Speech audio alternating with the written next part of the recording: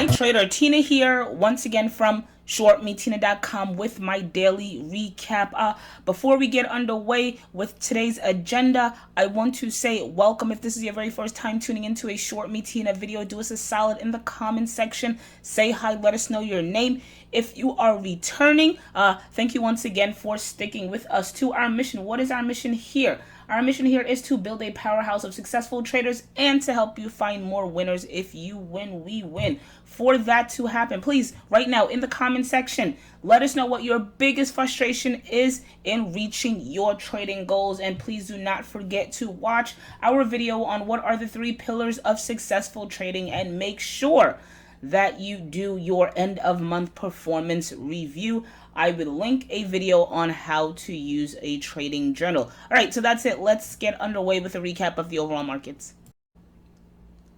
All right, we have the S&P 500 daily chart. Huge day. Closed at 295.58, making all-time highs once again today. Going as high as 296.92. Remember, I do believe in 2019 the SPY at some point will see 300. So far, so good. Not only did we manage to penetrate that resistance line of 293 to 295, we actually ended up closing above that line. Great. A bit of selling coming into today. So more than likely, I'm going to be paying attention to today's low of around 294.33. If we break that, chances are we will see a bit of a decline. But again, as long as we can stay around that 293, 295 area, things should be good. I remain bullish. What else? All right. Good day for the IWM, but considering what has been going on, I am surprised we did not try to penetrate 160. We got close. Got as high as 158.03, reinforcing to me that 160 is a major hurdle to get over. And once we get over that 160, once we can actually break above this blue line here, resistance of 160, and sustain that break, more than likely we will hit all-time highs. Right now, the market remains having a difficult time again penetrating that 160 level. As you can see here, again, we went as high as 158.03 today, pulled back to close at 156.10. The low clocked in at 155.22. Again, you saw some selling coming in today. So heading into tomorrow, paying attention to the low of 155. If we break that, chances are we're going to have a pullback. But as long as we can stay above 148 to 150 and continue drifting towards 160, things should be okay. What else? All right, and let's review Bitcoin daily chart dating back to July of 2017. And let me be clear, Bitcoin is not a stock. It is a coin. So again, full disclaimer, full disclosure, I am long Bitcoin. I do see a 2009 target at minimum. I think we are going to revisit all-time highs of around 20,000. I actually see more upside in store for Bitcoin. Again, I can see this hitting 40, even 100,000, but we're not there yet. One thing at a time. And let me be very clear with this disclaimer. I do believe, and there have been some very compelling arguments which states that Bitcoin perhaps is a very decent hedge. And I don't necessarily have it as a hedge to my portfolio. I have it because I am a believer of Bitcoin. I do believe, again, that this can see 100,000, perhaps even more in a relatively short period of time. With that said, I do understand the risks of investing in cryptocurrencies, and as such, as with speculating, as with trading, you do not want to invest with monies that you cannot afford to lose. Meaning, if Bitcoin was to go to $0, I will not be out on the streets, okay? I hope I've made that perfectly clear for newer traders. At any rate, we broke through this resistance line of 10,000. Now it is serving as the floor. As long as we can remain above 10,000, I see 13 to 14,000 around the corner.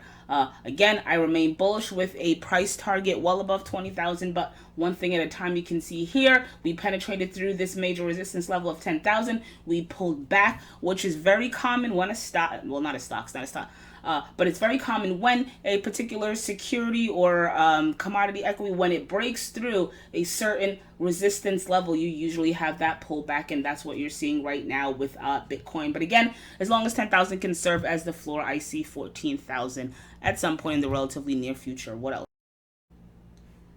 All right, and then we have ticker IEA daily chart dating back to 2018. Obviously, we saw Real huge action today. Stock went as high as 349 from a previous close of 204. So again, up hugely on the day, up about 31% to close at 268 with confirming volume.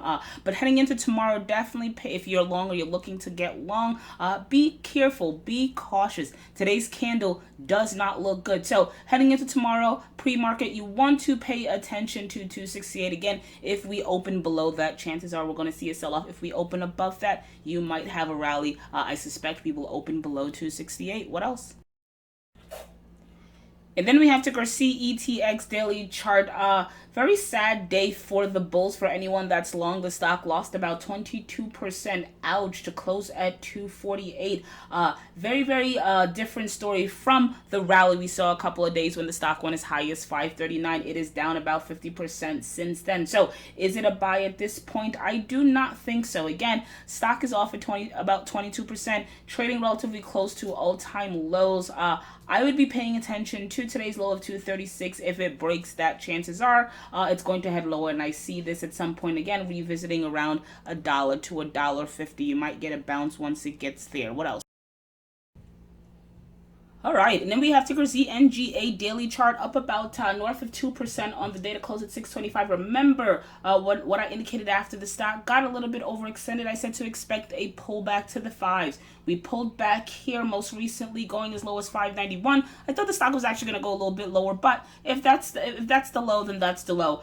Since then, we've rallied slightly again to close at 625. What I am paying attention to, and yes, full disclaimer, I am still long. Remember, this was a trade idea in the premium member community. In the, I think our entry zone was somewhere around the low to mid threes. At any rate, what I'm paying attention to is 52-week highs of 655. If we can retest that, penetrate and hold, that year-end price target of $8 should be around the corner. What else? All right, still paying attention to ticker ACB daily chart. Remember what I indicated? I said that this needs to get above $8 and hold for things to look extremely bullish. We went as high as 798 today before we pulled back to close at 783. Now, heading into July, this week, next week, let's see if we can retest today's high of 798, break through that, get to 8 and hold. If we can get above resistance and 8 now starting to act as the floor or support, that bodes well for longs. I can easily see it getting to $10 if we can remain above 8. But again, the trick is to get above this resistance level of $8 right now. What else?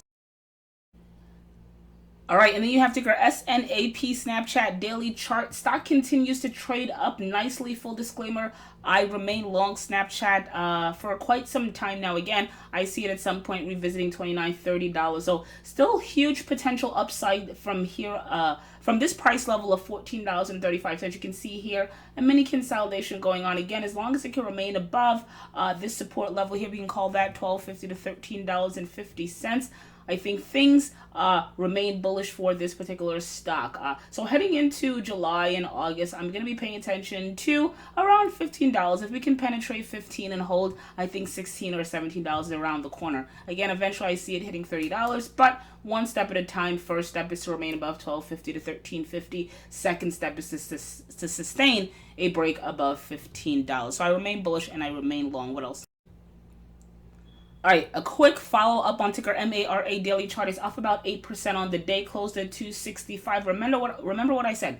As long as it can stay above $2.50, I think the chart remains intact. And what happened today? Stock sold off, went as low as 250, and then we got that bounce to close at 265, reconfirming for me that 250 is a decent level of support. So if you're long this stock, again, I am not my cup of tea, but if you're long this stock, 100% for sure, you want it trading above 250, which is support here. Again, dating back to around March of 2019. So for about 3 to 4 months, overall, you've traded above 250 with this exception right here. So as long as you can remain above 250, I see this, or I see the stock having a real shot at hitting $4. What else? All right, so let's wrap it up and round it out with ticker OVID. Huge congrats to the bulls. Stock is up north of 25% on the day to close at 231. Going high is 239, so clearly stock ran into resistance and pulled back slightly again to close at 231.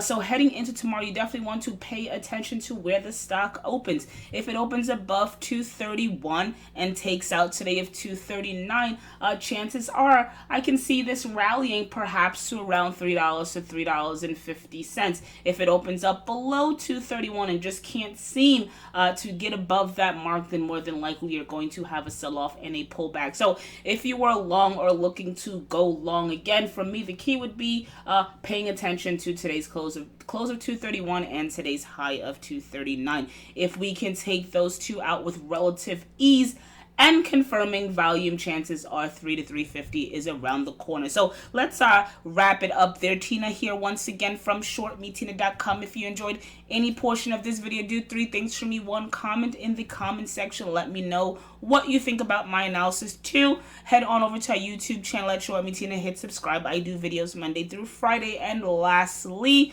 I have been trading for well over 15 years. If you think you can learn anything from me, then head on over to our website, ShortMeTina.com. Sign up, become a member. Thank you for listening, and as always, thank you for the support. I will talk to you tomorrow.